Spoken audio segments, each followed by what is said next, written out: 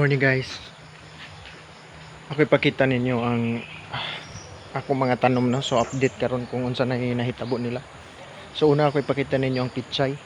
So kanay nyo makita karon mao na ang pichay no nga bag-o pa tanom. So mao na ni hitsura karon no.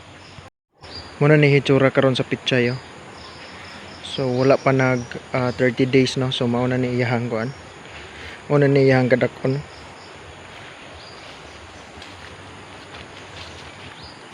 Nga mo gihimuan kawayan ni siya. So murag kita man siguro mo ani itong mga una-una nga video nga dito nagikan sa bukid ng kawayan.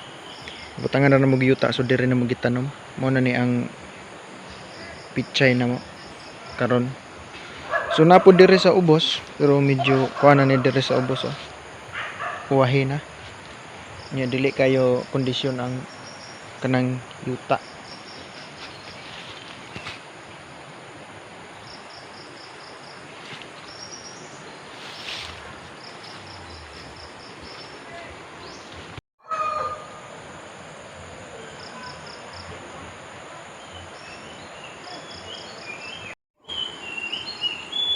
So nga to buhaton na ni kada buntag dire.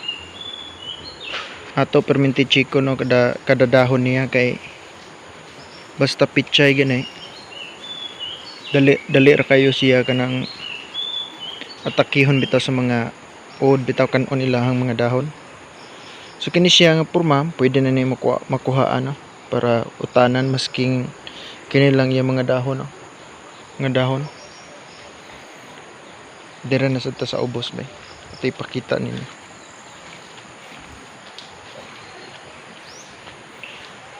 Nagyapon tayo mga pichay gyapon dire ah. Napoy kini pichay gyapon So dire nasa do mga dagko medyo dagko nasad.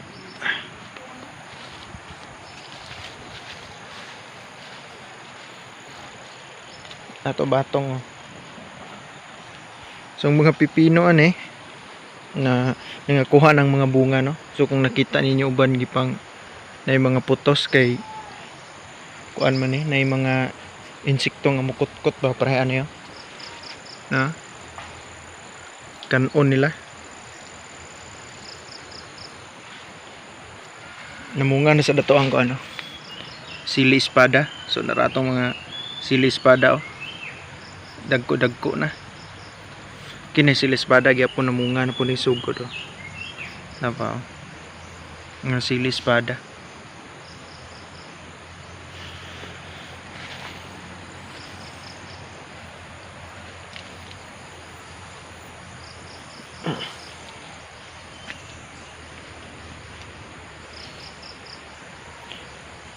So nga to pud Bagyo Binsan naapagyapon daghan bunga napa dito sa luyo.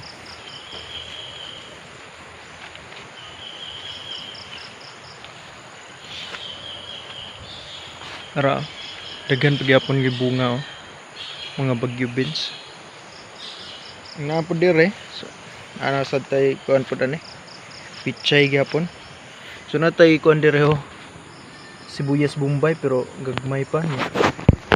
Wala ni siguro ni dako kay dugay naman nay kangkong dito kana nagyapon kangkong gitanom man mga kangkong na harbisa na nanapa. Nasa kalabasa dire kalabasa.